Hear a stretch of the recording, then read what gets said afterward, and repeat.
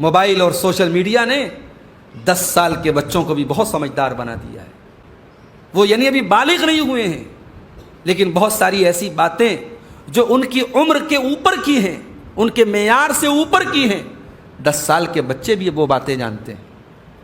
اللہ کے نبی صلی اللہ علیہ وسلم نے بچوں کے درمیان بستر الگ کرنے کا حکم دے کر کے ایک سبق یہ دیا کہ بچپن سے ہی بچے کو شرم و حیا کا سبق سکھاؤ، بچپن ہی سے بچوں کو بدکاری سے دور رہنے کا سبق سکھاؤ، بچپن ہی سے بچے کو پتہ چل جائے کہ میں مسلمان کے گھر کا ایک فرد ہوں اور میری ذات کے اندر اور میرے گھر کے اندر بے حیائی کے لیے کوئی گنجائش نہیں.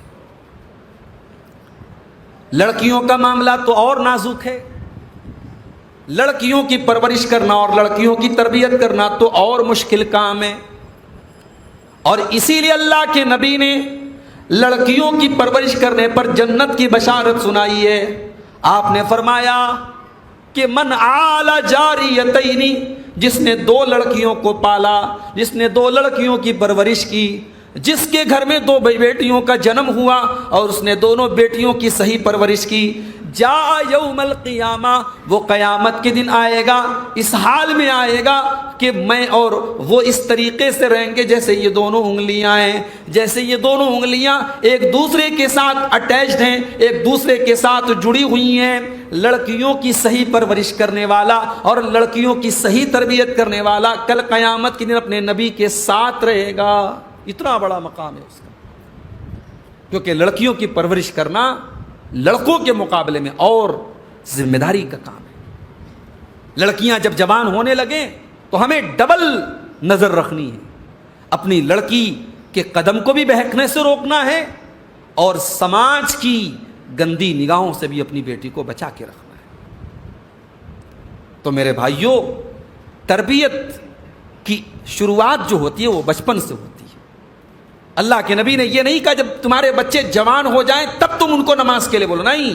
7 سال کا بچہ ہے، ابھی آپ کے کنٹرول میں ہے. جب وہ 17 سال کا ہو جائے گا تب شاید آپ کے کنٹرول میں نہ رہے.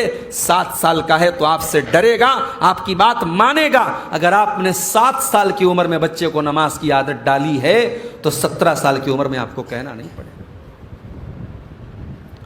بچوں کو بچپن ہی سے حلال اور حرام کا فرق بتائیے.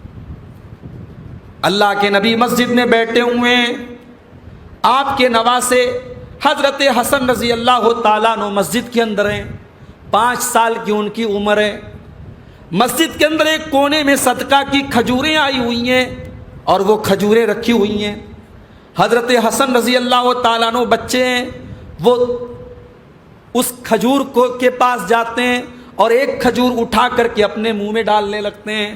اللہ کے رسول کی نظر پڑی، آپ کی نظر پڑی، آپ نے دیکھا کہ میرا نواسا اس کھجور کو کھانے جا رہا ہے جو کھجور اس کے لیے حرام ہے، جو کھجور صدقہ کی ہے، اور صدقہ کی کھجور اللہ کے نبی اور آپ کے خاندان کے لوگوں کے لیے حرام تھی. آپ نے دیکھا میرا بچہ، میرا نواسا وہ کھجور کھا رہا ہے. آپ چاہتے کھجور چھین کے پھینک دیتے، آپ چاہتے ایک تھپڑ لگا دیتے بچے کو اور کہتے کہ تو مت کھا.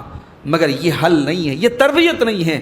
تربیت یہ ہے کہ بچے کو سمجھایا جائے اور بچے کو بتایا جائے. کبھی کبھی ہمیں ایسا لگتا ہے کہ بھئی اتنے بڑے بچے کو ہم کیا بتائیں. بھئی 5 سال کے بچے کو ہم مناسب نہیں سمجھتے کہ ہم اس کو یہ بتانے جائیں کہ یہ چیز حرام ہے. مگر نبی نے سبق دیا کہ نہیں، 5 سال کے بچے کو بھی بتاؤ کہ یہ حرام ہے.